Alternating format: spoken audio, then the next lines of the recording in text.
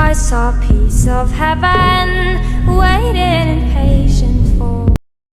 Hello મિત્રો, સ્વાગત છે અમારા એક નવા એક વિડીયોમાં. અમે આવી ગયા છીએ પાનેરા માં ચામુંડમાના દર્શન કરવા. અને પાનેરા માં ચામુંડમાના દર્શન કરવા આવેલા છે અને અહીંયા ત્રણ મુખી ચામુંડમાના મુખ જોવા મળે છે. અને અમે આવી ગયા છીએ અહીંયા પાનેરા અને જોઈ શકો છો ડુંગરાની ઊંચાઈ છે 150 મીટર એટલે 150 મીટર. તો જોવો છો મિત્રો, આપણે કેવો નજારો છે. આમાં રાજા પેલા રાજ કરતા ને ઈ આપણને કહીને ગયા કે આ ડુંગર નું ધ્યાન રાખજો થોડુંક. એટલે ધ્યાન રાખવા આવ્યા ને, ધ્યાન રાખવા આવેલા છે અમે. તમે થોડુંક અમને સપોર્ટ આપો તો અમે થોડીક દેખરેખ કરવી અને આ બધી સાફ સફાઈ કરી નાખવી. મિત્રો, જો કચરા પેટી તો આપણે મુકાવી દીધેલી છે. જો અલ્પેશભાઈ દેખાડો તો કચરા પેટી મૂકી દીધી છે. અહીંયા એવું કહેવામાં આવે છે કે અહીંયા પથ્થર ઉપરા ઉપર મૂકો ને તો તમારા ભાગ હોય એ ખુલ્લી જાય, થાક ન લાગે એમ. આ ડુંગર સડતા હોય ને તમને થાક લાગતો હોય ને થાક ન લગાડવો હોય ને હળવા વગર તમારે સડી જવું હોય તો આવી રીતની પથ્થરની ટેકરી કરવાની. જો કે આ માતાની શ્રદ્ધા છે એવું કઈ હોય નહીં, મતલબ જે મનમાં વેમ રાખો એવું થાય. મતલબ આ રીતનું કરો તો મતલબ અમુક જગ્યા વ્યક્તિ એમ કે નહીં થાક નથી લાગતો તો એ આવી રીતનું કરે તો એને મજા આવે એમ. તો મિત્રો આપણે જો હવે આપણે ટેકરી કરી નાખવી એટલે ઉતરવામાં આપણે સળા રહે. મિત્રો આંકો દેખાડજો થોડોક. હાય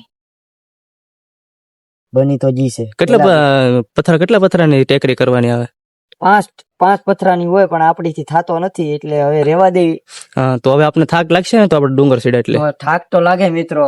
ભગવાન કરી હાસુ સાઉન્ડ માં છે એટલે એ કઈ માફ કરે નહીં. હા, આશી શ્રદ્ધા અને વિશ્વાસ હોય તો દર્શન કરવા મારા દર્શન કરવા માટે આવજો.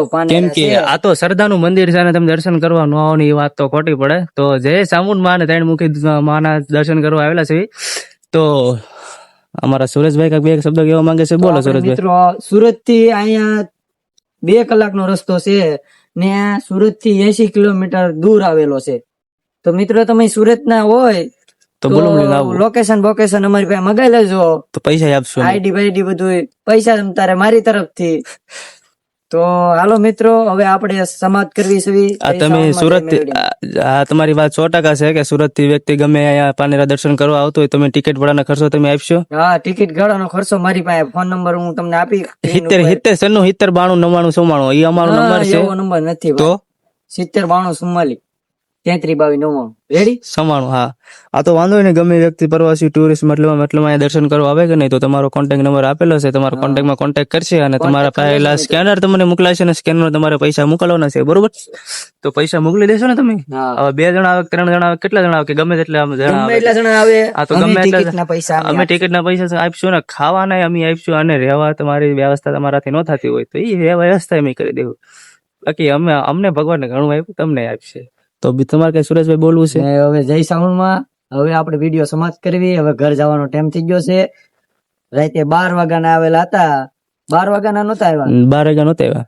આપણે સવારના 6 વાગ્યા નીકળી ગયા હતા ઘરેથી, સુરત થી આપણે 12-1 વાગે ઘરે અહીંયા પૂગી ગયા છે. રેસ્ટ કરતા રેસ કર્યો આપણે. રેસ બહુ કર્યો હોય ને. રિક્ષા અમે વાહન માં નથી આવ્યા કેમ કે અમારી પાસે પૈસા બહુ ને એટલે અમે તો ડાયરેક્ટ સુરત થી બલુમ ચડાવ્યું હતું એટલે ડાયરેક્ટ પેલા પૂકી ગયા થોડાક. તો હાલો મિત્રો, હવે Tata bye bye, C you. જય સાઉન્ડ માં જય સાઉન્ડ. મળીએ બીજા બ્લોગમાં.